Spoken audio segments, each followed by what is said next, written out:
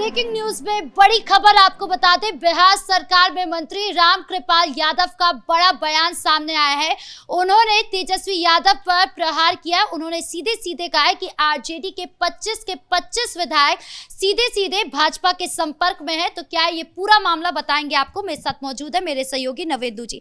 Sir, Ramkripal Yadav ऐसा क्यों कह रहे हैं कि 25 के 25 विधायक भाजपा में शामिल हो गए? देखिए, पहली बात तो 25 के 25 विधायक अगर बीजेपी के संपर्क में हैं तो क्या तेजस्वी यादव खुद बीजेपी के संपर्क में हैं? क्योंकि 25 में तो तेजस्वी यादव भी हैं, भाई वीरेंद्र भी हैं, ओसामा साहब भी हैं। यहां पे रामकृपाल यादव के बयान का मतलब यह है कि आरजेडी के ज्यादातर विधायक जो हैं वो एनडीए के संपर्क में हैं। ऐसा दावा किया गया है, ऐसा बयान दिया गया है। कोई इसकी पुष्टि नहीं कर रहा है, लेकिन पिछले कुछ दिनों से बिहार की सियासत में लगातार ऐसे सिगुफे छोड़े जा रहे हैं कि आरजेडी के कभी खबरें आती है कि 10 नेता बीजेपी के संपर्क में हैं, कभी जेडीयू की ओर से यह दावा किया जाता है कि आरजेडी के कई विधायक जो हैं हमारे संपर्क में हैं। तमाम बड़े नेताओं के बयान सामने आते हैं। तो समझने की जरूरत है कि बार बार ऐसे बयान सामने क्यों आ रहे हैं। क्या इसके पीछे कोई सच्चाई है? तो इसके पीछे सच्चाई है। आरजेडी की आप स्थिति को देखिए, पूरी पार्टी विधानसभा चुनाव में मिट्टी में मिल गई। आप कहां सरकार बनाने का दावा कर रहे थे और आप 25 सीटों पर आगे सिमट कर। उसके बाद आपके नेता तेजस्वी यादव बिहार से फरार हैं। पहले विधानसभा से गायब हुए, अब बिहार की राजनीति से गायब हैं।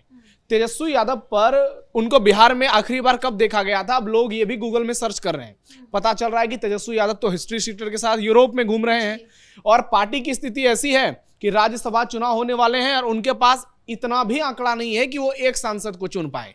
और पार्टी में अगर इस तरह से अफरा तफरी मची रहेगी, पार्टी के लोग तेजस्वी यादव को ढूंढते आएंगे, ढूंढते नजर रहेंगे।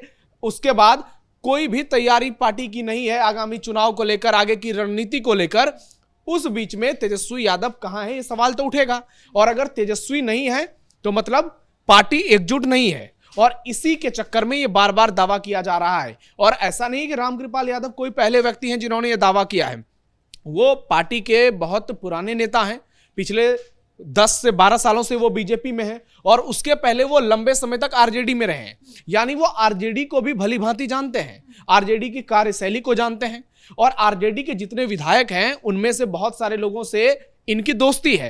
रामकृपाल यादव चूंकि उसी कुनबे से आए हुए हैं तो आरजेडी की रणनीति को बहुत अच्छे से समझते हैं। लालू प्रसाद यादव और उनके पूरे गैंग को जानते हैं, क्योंकि कभी लंबे समय तक लालू प्रसाद यादव के राइट हैंड हुआ करते थे रामकृपाल यादव। तो परिवार को भी जानते हैं, पार्टी को भी जानते हैं और पार्टी के जो लोग हैं उनसे भी रामकृपाल यादव का जुड़ाव है, उनका कनेक्शन है।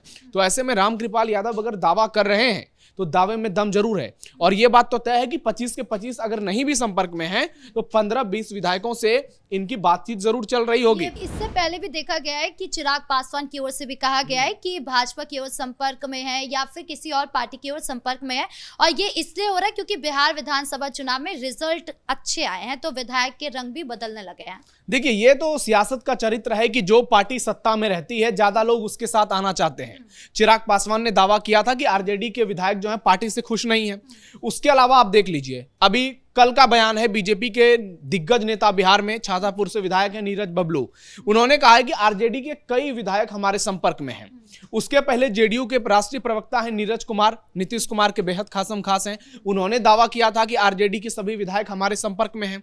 उसके पहले बीजेपी के प्रवक्ता नीरज कुमार हैं, उनका भी दावा आया था।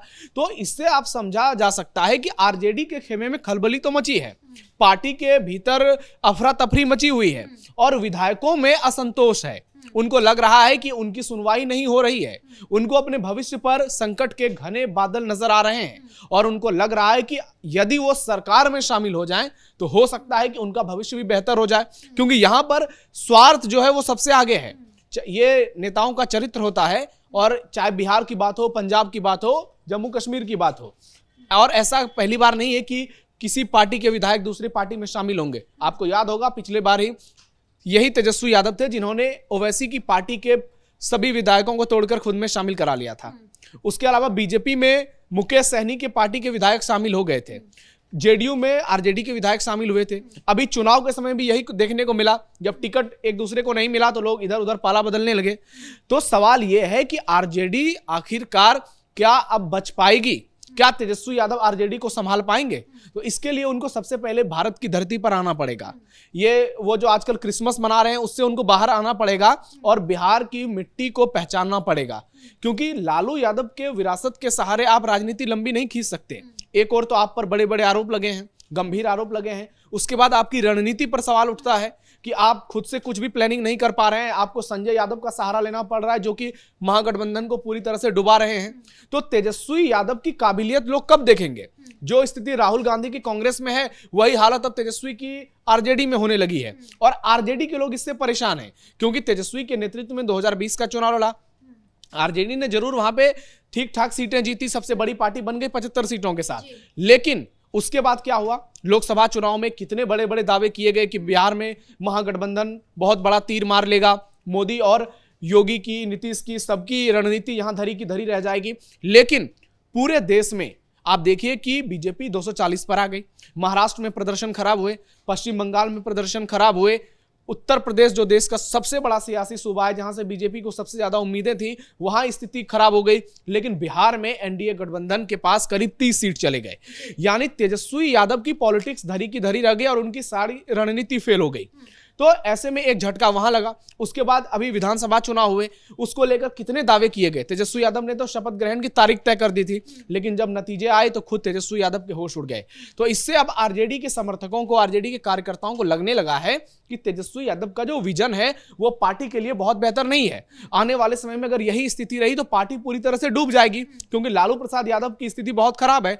चाहे उम्र का तकाजा हो या फिर उन पर इतने बड़े बड़े आरोप हैं, लगातार सुनवाई हो रही है, कभी भी उस मामले में फैसला आ सकता है। लेकिन तेजस्वी यादव भी तो गंभीर कहाँ नजर आ रहे हैं, वो विदेश में जाकर बैठे हुए हैं। लालू परिवार में आधे लोग तो इधर उधर गए हुए हैं, लालू प्रसाद यादव दिल्ली में है। तो ऐसे कहीं पर भी, और पार्टी के अंदर देख रहे हैं कि अलग अलग नेताओं के बयान सामने आ रहे हैं, यहाँ तक कि एनडीए के नेता साफ तौर पर कह रहे हैं कि पार्टी में क्या चल रहा है, पार्टी सही से चल नहीं रही है, या फिर आपके पार्टी के नेता विधायक और दूसरे पार्टी से संपर्क कर रहे हैं। तो ये कंफ्यूजन क्रिएट कर रहे हैं और लालू परिवार इसको लेकर बिल्कुल सीरियस नजर नहीं आ रहे हैं। देखिए, अभी पूरी जिम्मेदारी तेजस्वी यादव के हाथ में है, वो पूरी पार्टी को चला रहे हैं, उनके हाथों में कमान है। इसी वजह से तेज प्रताप यादव को बेदखल किया गया परिवार से, रोहिणी आचार्य के साथ मारपीट की गई, और जो तस्वीरें निकलकर सामने आई उसने हर किसी के सामने कई सवाल खड़े कर दिए।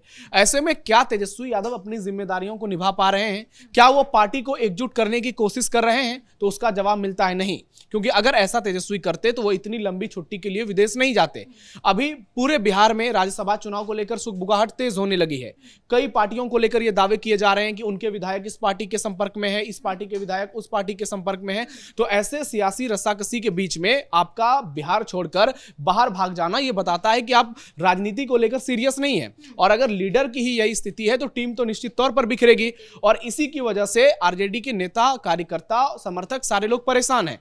और ये जो बार बार दावे किए जा रहे हैं बीजेपी की ओर से, अचानक किसी दिन ऐसा हो सकता है कि बड़े पैमाने पर आरजेडी के विधायक टूटकर एनडीए में शामिल हो जाएं। कुछ बीजेपी का दामन थाम सकते हैं, कुछ जेडीयू का दामन थाम सकते हैं, और ऐसा पहले भी देखने को मिला था।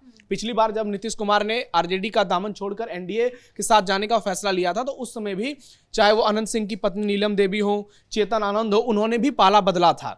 तो ऐसे में जो विधायक हैं उनको भी लग रहा है कि उनका बेहतर जो है वो एनडीए के साथ ही ज्यादा भविष्य सुरक्षित नजर आ रहा है। तो हो सकता है कि वो फिर से एनडीए का दामन थाम ले, और रामकृपाल यादव ने जो बातें की है वो आने वाले दिनों में पूरी तरह से सच साबित हो सकती है। जी, इस मुद्दे पर ज्यादा जानकारियों के लिए आपका बहुत बहुत धन्यवाद। तो कुल मिलाकर जिस तरीके से रामकृपाल यादव का बयान सामने आया है, और उन्होंने साफ तौर पर कहा है कि पार्टी में, आरजेडी पार्टी के 25 विधायक दूसरी पार्टी के संपर्क में है, भाजपा के संपर्क में है।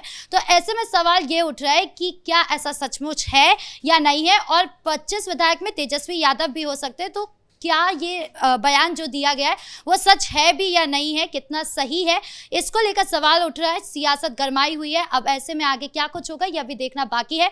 ब्रेकिंग न्यूज में इतना ही। कैमरा पर्सन राजकुमार के साथ मैं राधिका राज।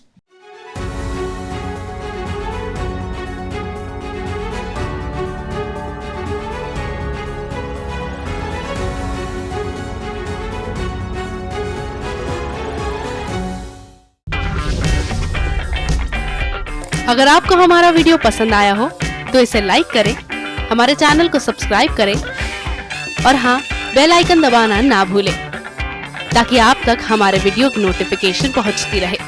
आप अपना सुझाव हमें कमेंट बॉक्स में दे सकते हैं। हमारे साथ जुड़ने के लिए शुक्रिया।